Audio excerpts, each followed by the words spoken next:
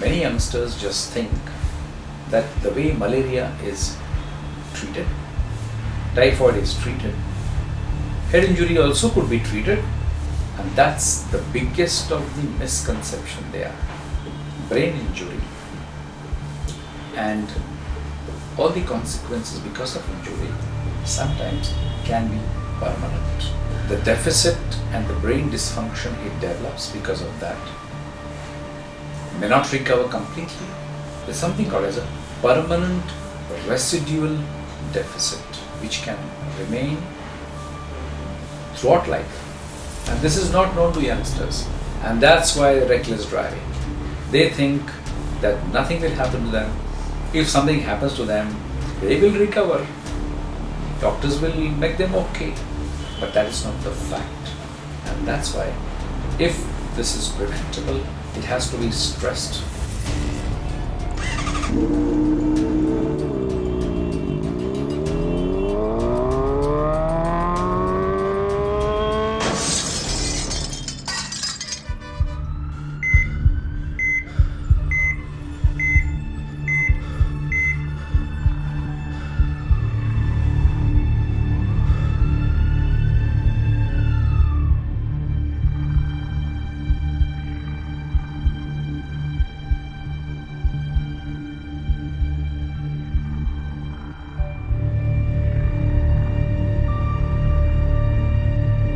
Driving license, which we get at the age of 18, boys and girls, youngsters beyond the age of 18 to 30, whom we see are getting more and more injured.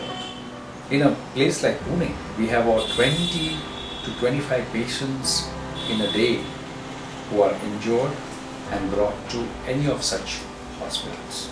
That's a quite big number. There could be injury to the skin of the head. It could be the injury to the part of the skull, that's bone, skull bone, inner parts of the brain or the brain matter as such. Something new happening there in the form of formation of a clot, blood clot in the brain, surrounding the brain, inside the ventricle. There are some areas of the brain where there's a cavity and it's filled with fluid. So blood can also get accumulated in that cavity, which can be life-threatening at times.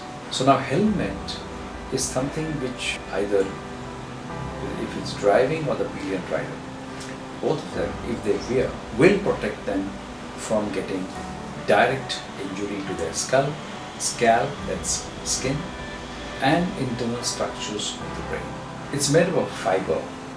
It's a quite very sturdy and a good quality fiber, which also has some amount of malleability, elastic property, and that's why whenever there's a strike or the head bangs on any hard object, maybe on the road surface, any vehicle, any metal, there is some amount of elasticity which uses up energy which doesn't get transmitted to the brain, and that's how it protects brain from getting directly injured.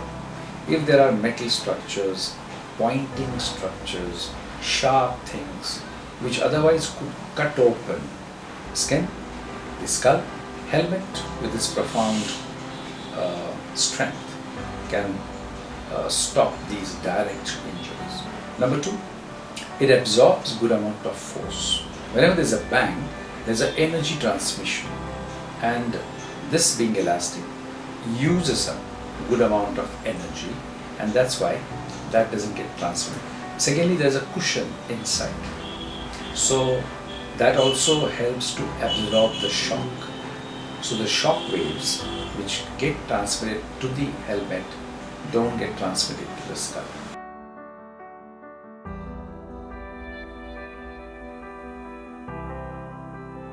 Prevention in any aspect, if it has to be because of monitoring the discipline on the road, using helmet, caring for your own life, caring for others' life, managing whatever discipline and law is trying to enforce, driving without alcohol consumption. Mobile phones have caused so much of a problem. There's so much of destruction on the road when they drive. These are all the contributory factor to make you as a big failure.